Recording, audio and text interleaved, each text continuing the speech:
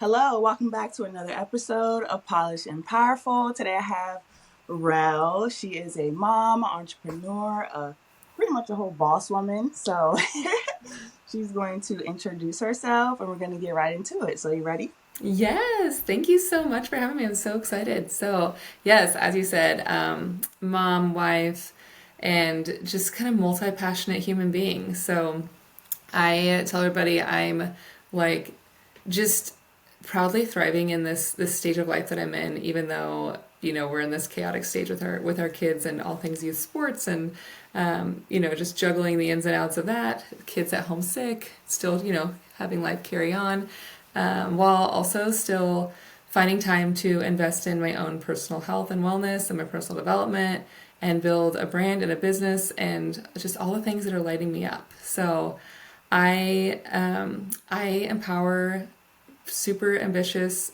working women to ditch toxic diet culture and really help them to learn how to fuel their bodies in a way that's more focused on being strong and focused on creating the energy that they need to fulfill their purpose in life. So that's part of just my story too, where I found myself in a place where I was super kind of dark and just a shell of a version of myself that I used to be. And it wasn't until I really leaned into changing up things with my fitness and nutrition that I was able to really kind of crawl out of that grave and find my light again. So, Yeah, that's beautiful because once we're in the dark place, you kind of feel it, you know it, but it's like we got to keep going. yep, yep, Yeah. that's So, is exactly. that how you pulled yourself out? Like, you was just like, oh my gosh, I'm tired of this. So you found like coaching of your own, or is that how you I, started too?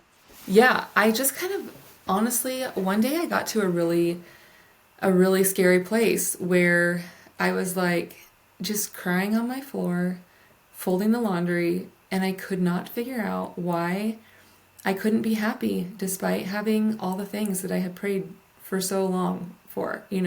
I was working on my gratitude. I was moving my body. I was eating healthy foods. I was, doing all the things that I knew were supposed to like help me feel like my best self, but it wasn't working. And I got to a really scary place where I understood why people get to the point or how they get to the point where they decide that they can't carry on. And that scared me. It scared me to understand that. And I never had like, thoughts of suicide or anything like that, but I just had an understanding where it was like I was doing everything that I thought was right, but I couldn't flip the switch. And I knew that food was medicine.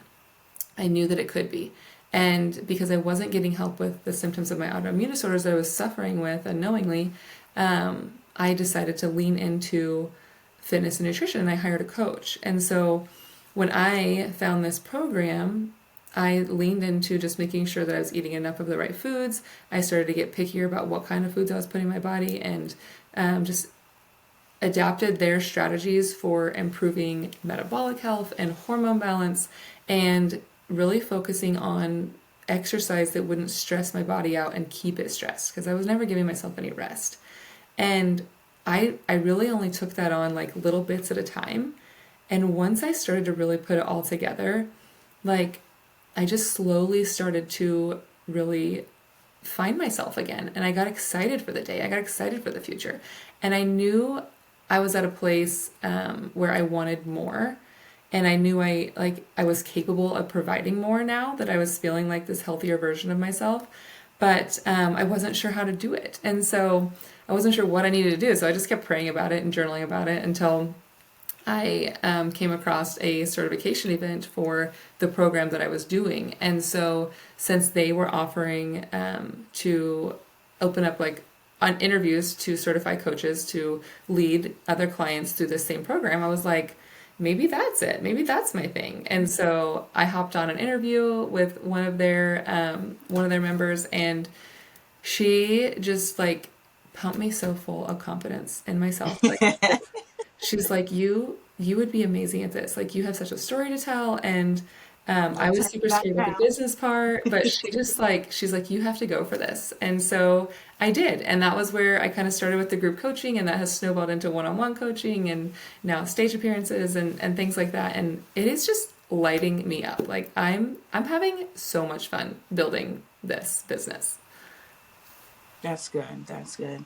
Because at first, when I first met you, I couldn't really figure out what you were doing, but Hmm. I just love the mission, and I love a powerful woman that's actually doing things out here, no Hmm. matter what. So Yes. that's beautiful. Thank Yeah. you. Thank you. Because I was stuck too at one point, but mine was postpartum depression. So, Hmm.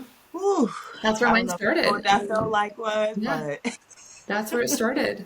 And then it just like you kind of start to think that it becomes like, oh, well, this is motherhood. Like, I'm supposed to be tired. It's supposed to be hard. I'm supposed to, think that something terrible is going to happen every single day. And that's like, it's not. It's not normal. We shouldn't yeah, be thinking that. Yeah. yeah, That's how it started for me definitely. too. Yeah. So, as a businesswoman, what is life like for you now? I know you're running multiple businesses, but like, kind of like, what's your day like? Now, so I actually still work in the dental clinic as a dental hygienist. So I have usually two days a week where I'm in the dental clinic seeing patients, and then on the days where I'm not in the dental clinic, I'm at home working in my business. So I wake up still at the same time every single day, except for Sundays. I sleep in on Sundays, and my husband and I will usually walk. And then we come in and do just a quick gym workout if that's on the plan for the day. Sometimes it's not. And then I generally will do my devotions after that, kind of check in with any messages that I might have. I try to stay off my phone until after we've worked out. And then just spending time in gratitude there as well. And then I'm getting the kids ready for school. I take them to the bus stop, which is just, it comes to our house, so that's super easy. Mhm. And most of the time, I have, several calls like throughout the day. I'm actually just still learning kind of like to set some boundaries about how many that I'm going to do in one day. But that can be anywhere from client calls and client check ins. It could be, podcast interviews like this. It could be hopping on calls for education opportunities with the company that I coach with, or if with like I have some other mentors as far as like business growth goes as well. So I'm doing some checking with that, and then I try to do a lot of in-person events. So I was just working on that before we hopped on here, getting my schedule ready for September because I kind of took a little hiatus in the summertime. It was a little hectic with the kids home, but I try to do a lot of prop-up workouts around town. So I'll kind of meet my clients where they are, let them have them bring friends, and so that we can work out, at a common space instead of just keeping everything online. Because while most of my business, my fitness nutrition business is digital and we connect a lot through the internet, I like to just get in person as much as possible, trying to go to networking events, going to health fairs, things like that, where I can really talk to people about fitness and nutrition too. So generally, I'm kind of trying to put some of that in my day, and then my kids get off the bus at 4 o'clock, and it's all youth sports chaos from there on out. Right, because I definitely be trying to get stuff done too before my son comes home. Yeah. Because woo, having a toddler here too is it's a lot to manage. But Yes, it is. It is. yeah, yeah. But that's good. That's good. I didn't know you had kids at school until we got closer. But Mm-hmm. Yeah. yeah, yeah. But oh yeah, you're giving me more courage to do stuff offline because No, you need to get in I person. do want to do in-person events, but I'm like, oh, I don't know. You gotta get your girlfriends together and have parties. Like that's you'll sell so much more that way. It'd be so Okay, fun. yeah, Honestly. Like that's I'll take note of that you one. have a product to sell, so you can like Mhm. bring stuff where people can touch and see, and you can give demonstrations, and it's a whole thing. And people loved it, like an excuse to get together. Honestly, Okay. that's why I like to do the workouts too, because it's like it's an excuse for my community to get together instead of just like commenting and like each other's check-ins. We get to just like actually be in person, and like if it's so much more fun. That makes sense. I Yeah. definitely want to do one before the year is out. So thank you for that. Yeah, I'm gonna challenge you to text me with a date that you booked one this month. I want, Oh, this month? Okay, yeah, we'll talk even the more. whole Okay. entire month, Slow. even the whole entire month. Text one of your girlfriends, ask her to host a party. You guys can do it wherever. Okay. How dare All you? right. That was good. So, is there any challenge or the hardship you face besides postpartum depression, and how'd you get through it? Yes, I mean there was obviously working through the symptoms of my autoimmune disorder where I didn't understand how I could like be totally fine and still living like this healthy lifestyle, but then like out of nowhere I'd just be hit with like the waves of depression and anxiety or like the just the fatigue that is like hard to get out of bed fatigue. And I'm like, what is the deal? So like struggling with just like really trying to get a hold of that, and understanding the disease and making sure that I can control the inflammation. But I would say like the biggest challenge for me as far as like business goes and like this journey that I'm on and like chasing my higher self is is trying to overcome the guilt that I feel for wanting more. Like, I want more impact. I want more vacations. I want more time at home with my family. I want more income. I want more clients so I can connect with more women because it's lighting me up being able to make a difference in their life. And it feels selfish sometimes that I want that because I'm so big on gratitude and I practice gratitude every single day and by expanding my vision it sometimes feels like I'm being like greedy or not appreciative of all of the answered prayers and all the blessings that I have because like God has been so good to me and I sometimes feel guilty for like dreaming even bigger and being like, "Oh, that was cool. Thanks for bringing that in, but like now let's go here." Um I Right. What's really next? struggle with guilt with like, and so I've actually worked through that with a lot of people, and had to talk through that because, you know, I truly do believe that if it's put on your heart, it's meant for you. And there's a reason why I have the capacity to dream big dreams and to take bold action without fear. And so I just am like telling myself to lean into it. And that was a really big challenge for me though for a long time. And I still struggle with it, but just not as deeply as I did before, for sure. Yeah. Because I have guilt sometimes too. Even like throughout the day, like when I have stuff to do and I'm looking at my little girl, like, I'm doing this for you, but I can't stop. Okay. Just give me 5 more minutes. Yep. And then you just feel so bad. Yeah. So I get Hmm. it. I know Yeah. what you mean. Hmm. So, what is a tip or a tool you like to share, or someone that can take away? Um, I like to remind people that you cannot chase big dreams fueled on caffeine and leftover chicken nuggets. You've got to really find the joy in becoming that healthier, more confident version of yourself because, like, she's the person who's going to take you where you're meant to go. So that's why I just feel like the fitness and nutrition aspect of our daily routine is so important and really focusing on progress instead of perfection and finding your like your non-negotiables for taking care of you so that you can have that longevity. Yeah. That's so important because I didn't know that either until I was actually fueling my body with the right nutrition and I felt different. I had more energy. Mm-hmm. I felt more alive. I'm like, this is unreal. Like, why I never felt like this. So, nutrition is a big part of It really is. I being mean, an you are entrepreneur what you too. eat. Yeah, yeah. Whew, that one gave me chills because that's very important. Mm-hmm. Yep. It's a good reminder. Yeah, yeah. But this was beautiful, Rel. I'm so Yeah. glad you showed up. I know we had some mishaps at the beginning, but here we made It's all good. It's all good. Yes, I'm it. so glad you had me. This is fun. I love to do these things. That's good. Really? Okay. Mhm. It's a lot of fun for me. I'm grateful you were here. And where can people find you?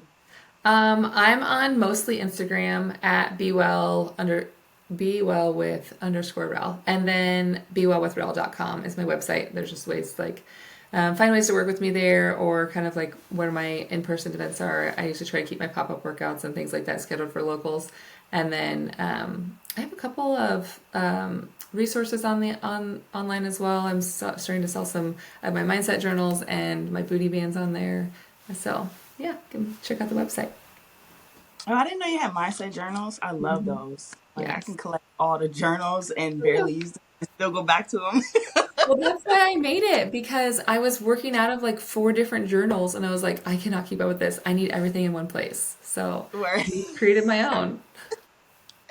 That's good too. You didn't talk much about that one. Do you have like little details about it? Yeah, so it's the daily 10 to wins. I mean, it's just literally the same page every day, just like to get consistent with it. And I actually do mine with my son because he's been I have one. I made one for kids as well, so that we could kind of do it together. We're not super consistent at doing it every single night, but we do it most nights. And so we first start off with three things that we're grateful for, and then there are two goals that we're actively working on. And then we list one thing that made us proud for the day, and then another two things that we're looking forward to, three things we're grateful for, two active goals that we're working on is the other one. And then there's a spot for the word for the day as well. And then on the kids' it's like a little like emojis so they can circle for like how they're feeling for the day. So there's a little bit of a journaling, like a little journal prompt in there as well. But That's good too. And now to teach him how to process his emotions too as he yes, get older.